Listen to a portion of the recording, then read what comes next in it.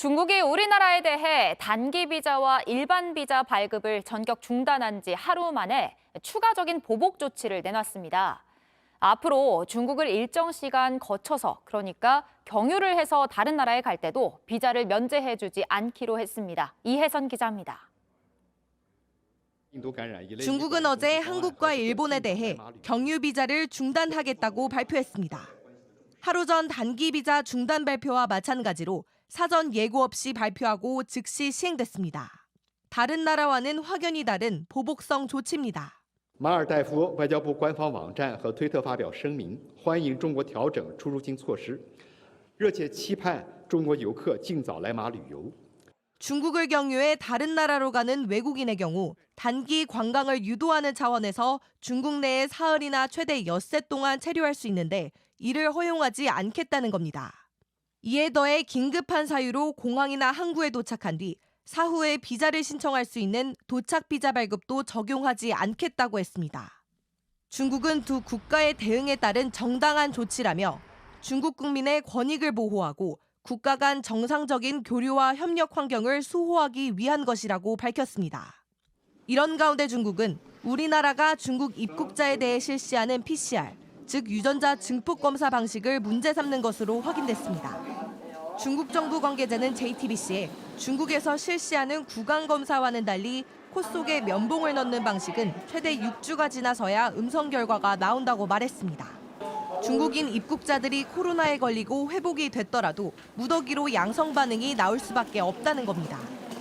국제사회에서는 잇따른 중국의 보복 조치가 외교 활동으로 번질 수 있다며 우려의 목소리를 내고 있습니다. JTBC 이혜선입니다. 네, 중국이 우리 국민에 대한 단기 비자 발급을 전면 중단한 바 있습니다. 그러면서 한국의 방역 조치가 비과학적이란 비난도 계속하고 있습니다. 어디가 비과학적이라는 건지 저희가 중국 정부 측에 직접 물어보니 돌아온 대답은 우리 방역 당국이 자신들에게만 불리한 방식으로 PCR 검사를 하고 있다라는 겁니다. 이건 과학적인 주장인 건지 정재윤 기자가 전해드립니다. 중국 측이 우리나라가 중국 입국자에 대해 실시하는 PCR, 즉 유전자 증폭 검사 방식을 문제 삼았습니다. 중국 정부 관계자는 JTBC에 한국이 실시하는 방식은 코 속에 면봉을 넣는 방식인데 보통 2에서 4주, 심지어 6주가량 지나야 음성 결과가 나온다고 했습니다. 구강을 통해 검사하면 일주일에서 길어야 열흘이 지나면 음성으로 판정된다고도 했습니다. 코로나에 걸렸다 회복됐음에도 한국에 입국할 때 우리나라 방식으로 검사를 하다 보니 무더기로 양성 반응이 나올 수밖에 없다는 겁니다. 실제 중국은 우리와 달리 주로 구강 검사를 실시합니다. 결국 우리나라가 더 까다롭게 검사를 하고 있으니 중국식으로 바꿔야 한다는 주장인 셈입니다. 그러나 채취 방식에 따른 양성률 차이는 크지 않다는 게 전문가들의 설명입니다. 검체 종류에 따라서 이제 양성이 나오는 기간이 달라질 수도 있고, 그리고 그런 것들에 따라서 양성과 음성 여부가 갈라질 수는 있지만 그게 매우 큰 정도의 차이를 보인다고 보긴 어렵고요. 정부 당국자는 중국이 제로 코로나 정책을 펼 때는 우리 국민에게 피검사까지 요구했다며 우리나라는 그렇지 않다고 반박했습니다. JTBC 정재윤입니다. 네, 이건 말고도 중국에서 몇 가지 주장을 하면서 반발을 하고 있는데요. 윤영탁 기자와 팩트체크해 보겠습니다. 자, 윤영탁 기자, 중국이 우리 검사 방식에 문제가 있다라고 하는 건데 근데 오히려 이게 정확도가 높아서 지금 대부분의 나라들이 쓰고 있는 방식 아닙니까?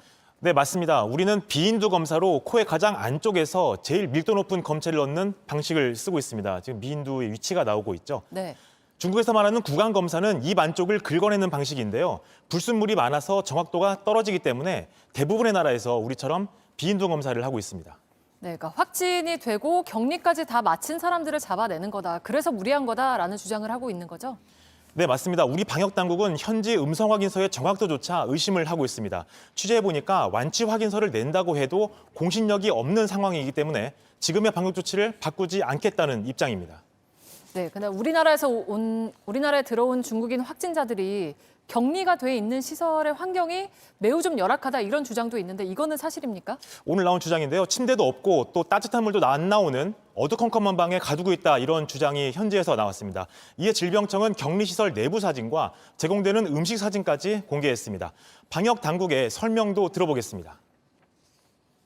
평소에 중국 관광객들이 이용을 하던 관광 호텔급 이상의 어떤 객실로서 대부분 다 호텔에서 안전하게 격리 생활을 하시고 있다. 네, 뭐 어쨌든 중국이 이렇게 반발을 하니까 지금의 방역 조치를 혹시라도 조금 풀 가능성도 있습니까?